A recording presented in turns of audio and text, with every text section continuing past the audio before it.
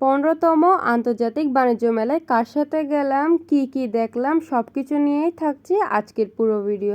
আসসালামু আলাইকুম ভিউয়ার্স, আমি নাজিফা রশিদ কলেজে গেছিলাম। তো কলেজ থেকে যেহেতু আমাদের মেলাটা খুবই কাছে ছিল, তাই আমি আর আমার বান্ধবী মিলে প্ল্যানিং করলাম মেলাতে যাব। মেলাতে যাওয়ার শুরুতেই দেখে নিলাম যে এখানে খুব সুন্দর করে ঝিলমিল বেলুন বিক্রি করছে। তারপর আমরা আস্তে আস্তে হেঁটে হেঁটে চলে যাচ্ছিলাম মেলার দিক দিয়ে। মেলার যেদিক দিয়ে ঢুকতে হয় ওই দিক দিয়ে রাস্তার মধ্যে কিন্তু খুব সুন্দর সুন্দর স্টল দিয়েছে। আপনারা চাইলে ভিতরে না ঢুকে বাইরের স্টল থেকেও খুব সুন্দর সুন্দর করে শপিং করতে পারেন। এখানে প্রত্যেকটা জিনিস কিন্তু অনেক বেশি সুন্দর ছিল, আমরা দেখছিলাম প্রত্যেকটা জিনিস। এগুলো দেখা শেষে আমরা দুইজন টিকিট নিয়ে নিলাম, দুইটা টিকিট নিয়ে চলে গেলাম সোজা সেই মেলার মধ্যে। প্রথমে আমরা মনে করেছিলাম মেলার মধ্যে ঢুকতে কোনো টিকিট লাগে না, পরবর্তীতে দেখলাম টিকিট লাগে, তাই আমরা টিকিট কেটে নিলাম। প্রত্যেকটা টিকিটের মূল্য ছিল 20 টাকা করে। তো এখানে শুরুতেই দেখলাম ইন্ডিয়ান ফুটওয়্যার মানে ইন্ডিয়ান জুতার দোকান ছিল। আমার তো ইন্ডিয়ান জিনিসের প্রতি কোনো ইন্টারেস্টই নেই, তাই আমি ওই দিক দিয়ে আর গেলাম না, সোজা চলে গেলাম বাংলাদেশি পণ্যের দিকে। আমার বান্ধবী তো শুধু চুড়ি ট্রাই করছিল, ওর নাকি চুড়ি পরতে অনেক বেশি ভাল লাগে। ও চুড়ি ট্রাই করতে করতে আমি এদিকে দেখলাম ইউনিক একটা আংটিটা কিন্তু খুবই কিউট ছিল, সাথে দেখছিলাম কানের দুল।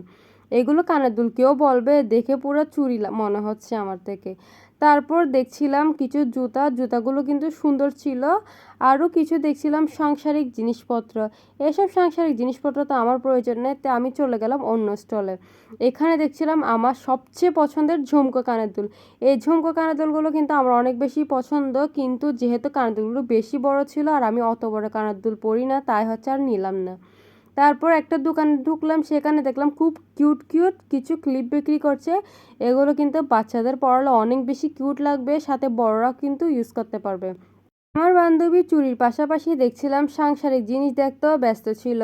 যেহেতু বান্ধবী সাংসারিক জিনিস দেখছে, আমিও সাংসারিক জিনিস দেখার জন্য ভিতরে ঢুকে পড়লাম। তারপর দেখলাম একটা ছোট স্টলে বিভিন্ন রকমের কলমের কালেকশন ছিল। এই কালেকশনগুলো এত কিউট ছিল, এত ইউনিক ছিল, আমার তো খুবই ভালো লাগছিল। আমি তো অনেকক্ষণ ধরে এই স্টলটা দেখছিলাম, মানে কলমগুলো আমার এত সুন্দর লাগছিল, আমার তো সত্যিই মন চাইছিল না এই কলমগুলো ছেড়ে আর কি। তারপর আমার বান্ধবী এখানে রাইস কুকার দেখছিল, আমিও তার পিছে পিছে ছিলাম আর কি। আমার তো কোনো কাজ নাই বান্ধবীর পিছু করা ছাড়া। তারপর এখানে দেখছিলাম খুব সুন্দর সুন্দর ওয়ান পিস বিক্রি করছে মাত্র 250 টাকায়। জিনিসগুলো খুব সুন্দর হলো, আমার পকেট কিন্তু ফাঁকা ছিল, তাই কিছুই কিনলাম না, আমি শুধু দেখছিলাম। তারপর পাশেই দেখছিলাম একটা ছোট্ট ভাইয়া এখানে ছোট্ট ছোট্ট কিউট কিউট কতগুলো খেলনা বিক্রি করছে, মানে টেডি বিক্রি করছে আর কি।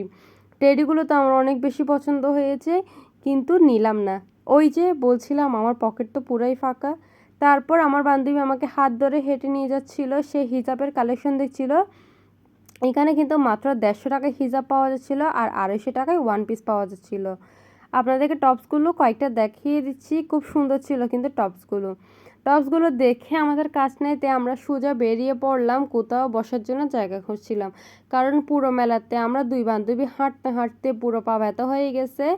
এই হাঁটতে হাঁটতে যখন খুঁজছিলাম একটা বসার জায়গা, সেখানে দেখছিলাম এই কিউট স্টলটা। এই পুরো স্টলে কিন্তু খুব সুন্দর করে ফ্লাওয়ারগুলো আছে, আর ফুলগুলো দেখতে এত বেশি কিউট লাগছিল, পুরো একদম অরিজিনাল মনে হচ্ছিল। তারপর আবারও হেঁটে হেঁটে চলে যাচ্ছিলাম, মানে খুঁজছিলাম আর কি জায়গা। সেখানে দেখলাম এই স্মোক বিস্কিটগুলো। এগুলোর অনেকগুলো ভিডিও দেখেছি, আপনারাও হয়তো দেখেছেন, কিন্তু আমার ট্রাই করা হলো না। তারপরে দেখলাম রোলার আইসক্রিমটা আমার এত বেশি ইন্টারেস্টিং লাগলো না, কেননা ওইখানে শুধু কতগুলো বরফ, তারপর হচ্ছে কিছু মিল্ক, আর সাথে হচ্ছে ড্রাগন ফ্রুটস, আর হচ্ছে ওয়াটারমেলন দিয়ে কি বানাচ্ছিল, আমার তো পুরো বরফই মনে হলো। দেখেন এগুলো কিন্তু পুরো বরফ কুচি মনে হচ্ছিল, তাই আমি এত ইন্টারেস্ট দেখাই নাই, তাই এগুলো আর কিনে খেলাম না। প্রথম প্রথম যখন এগুলোর ভিডিও দেখতাম তখন কিন্তু আমার খুবই ইন্টারেস্ট ছিল এগুলো খাওয়ার, কিন্তু যখন সরাসরি দেখেছি একদম ইন্টারেস্ট চলে গেছে আমার।